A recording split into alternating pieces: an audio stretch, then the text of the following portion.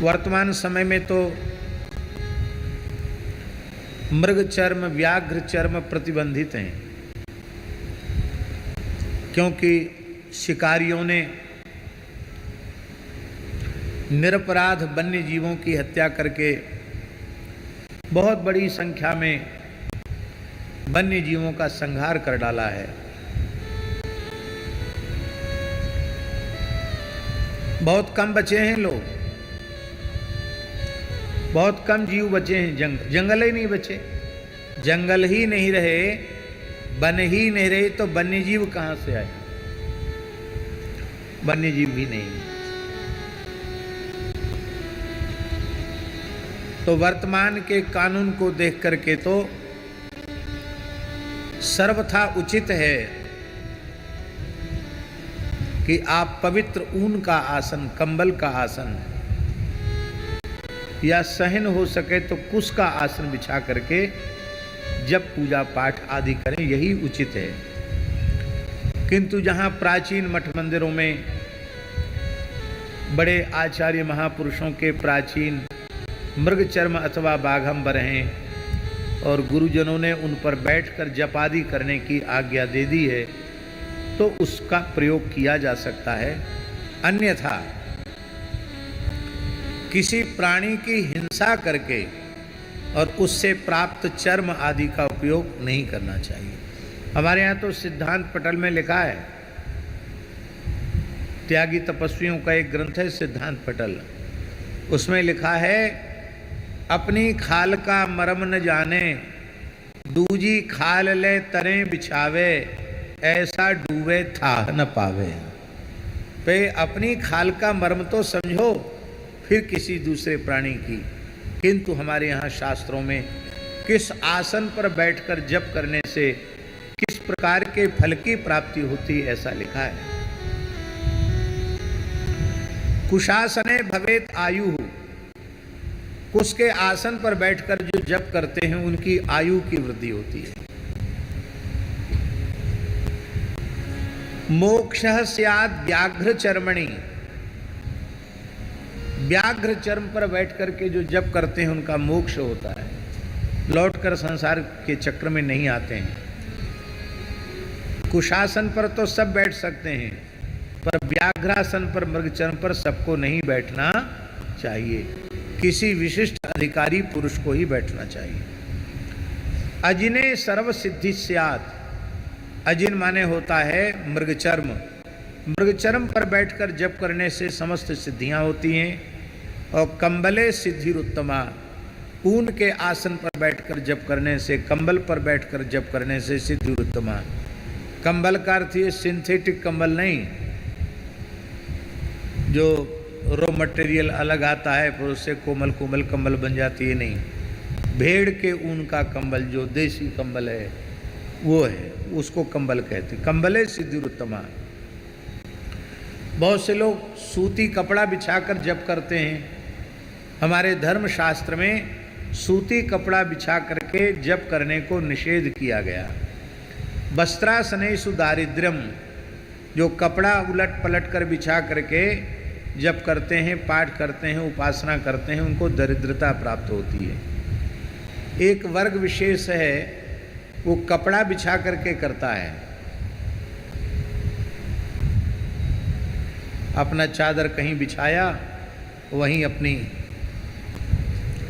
इबादत करने लगे, तो वहाँ कंबल अंबल नहीं होता है, कपड़ा ही होता है। उस कपड़े पर उपासना करने से दरिद्रता आती है। दरिद्रता का अर्थ केवल गरीबी नहीं है, दरिद्रता का अर्थ है दुर्गुण, दुख, दुर्भाग्य, ये सब दरिद्रता के ही लक्षण है। दैवी गुणों से युक्त न होना, इसी का नाम है दरिद्र होना। आसुरी स्वभाव होना, इसी का नाम है दरिद्र होना। धनहीन होने का अर्थ दरिद्र होना नहीं है। राक्षसों के पास संपत्ति नहीं थी क्या?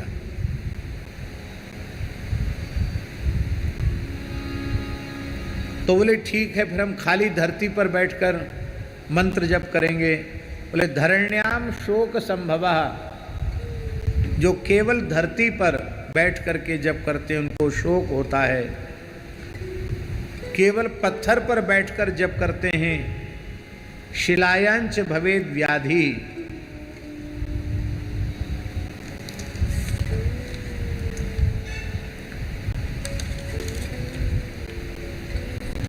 शिलायांच भवेद व्याधि,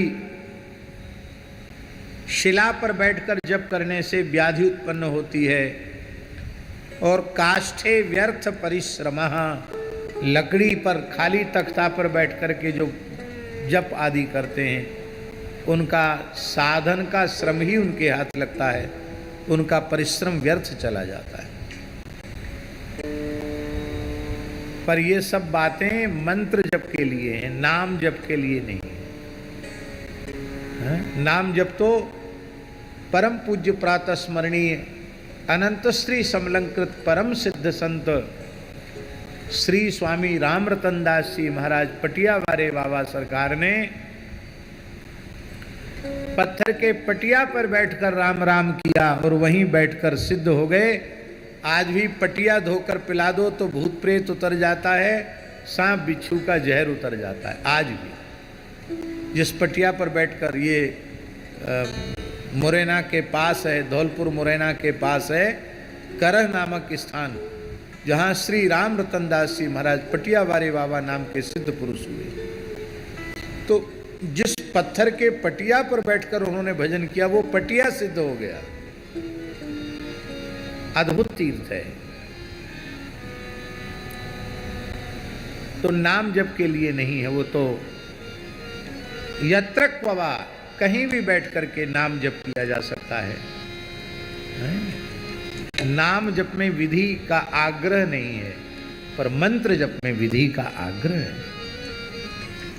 लेकिन नाम जप में भी आपको उत्तम आसन यदि उपलब्ध है तो अच्छी बात है, उत्तम आसन में जप करना चाहिए।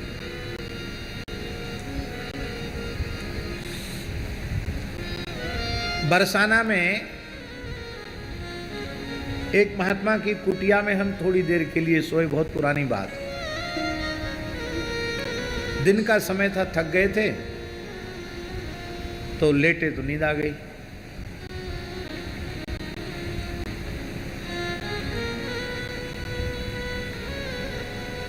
तो महात्मा का आसन तो हमने अलग कर दिया था, नीचे ही आसन बिछा था, आसन तो अलग कर दिया था।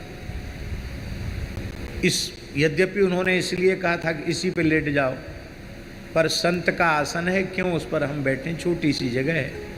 तो आसन को मोड़ के रख दिया और अपना गमछा बिछाकर उसी सो गए। जैसी नींद लगी तो भोले बाबा की इतने लीलाएं, इतने मंगलमय स्वरूपों का, शिव जी का दर्शन क्या कहें। तो उठने के बाद मैंने कहा महाराज तो भोले बाबा की बड़ी झांकियां मिल रही थी, एक से एक विलक्षण लीलाओं का दर्शन। तो उन्होंने कहा महाराज जी, राम जी के चरणों में अनुराग प्राप्त हो, इसके लिए कुछ समय से हम शिव नाम का जप कर रहे हैं यहाँ बैठकर। बोले मैंने किसी को नहीं बताया, लेकिन आपको अनुभूति हो गई, इसलिए मैं निवेदन कर रहा हूँ पंडित जी कि हम कुछ महीनों से शिव नाम का जप कर रहे हैं, श्री सीताराम जी के चरणों में प्रेम हो जाए, इसके लिए हम निवेदन ये करना चाहते हैं कि साधक जहाँ बैठकर जप करता है उस स्थल का ऐसा दिव्य प्रभाव हो जाता है, उस भूमि में वो दिव्यता आ जाती है, भजन के परमाणु प्रविष्ट हो जाते हैं। इसलिए अपने साधना कक्ष में सबको प्रवेश नहीं देना चाहिए और अपने भजन के आसन पर भी सबको नहीं बिठाना चाहिए। सबको क्या, किसी को नहीं बिठाना चाहिए। अपने पूज्य जन आ जाएं तो बात अलग है, अन्यथा अपने भजन के आसन को एकदम सुरक्षित रखना चाहिए। माई मेरे श्याम